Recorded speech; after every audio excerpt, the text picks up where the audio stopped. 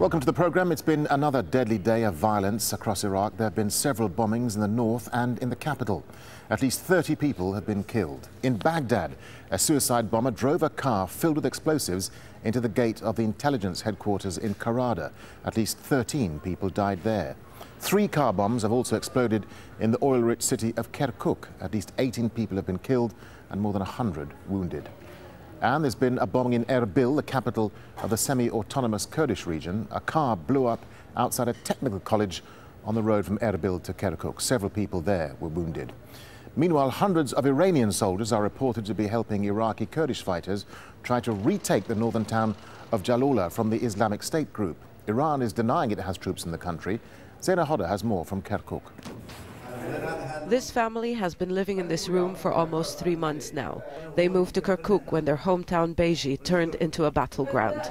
Iraqi planes and helicopters have been bombarding the district north of Baghdad since the Islamic State group and other Sunni fighters pushed the army out. ATALLAH no longer feels his country is safe for all of its communities. Prime Minister Maliki wants to get rid of Sunnis. He's fighting us in Fallujah, Tikrit, and all Sunni areas. Why doesn't he bomb Najaf or Basra? It is not acceptable that Sunni areas are the only ones targeted. Sectarian tensions are not new, but Friday's attack that targeted Sunni worshippers in a mosque in Diyala province couldn't come at a worse time for a country trying to deal with religious divisions. Shia militias are being blamed for the death of dozens of people.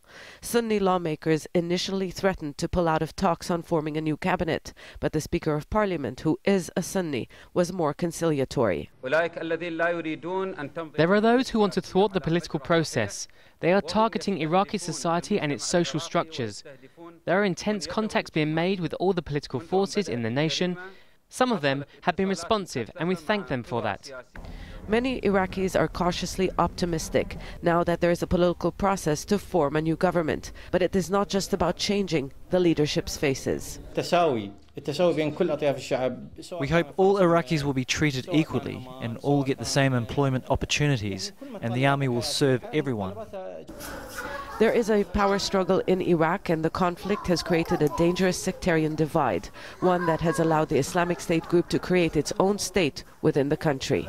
These people say they are caught in the middle of a conflict. As Sunnis, they don't support the Shia-led government in Baghdad. But at the same time, many of them say the Islamic State group doesn't represent them.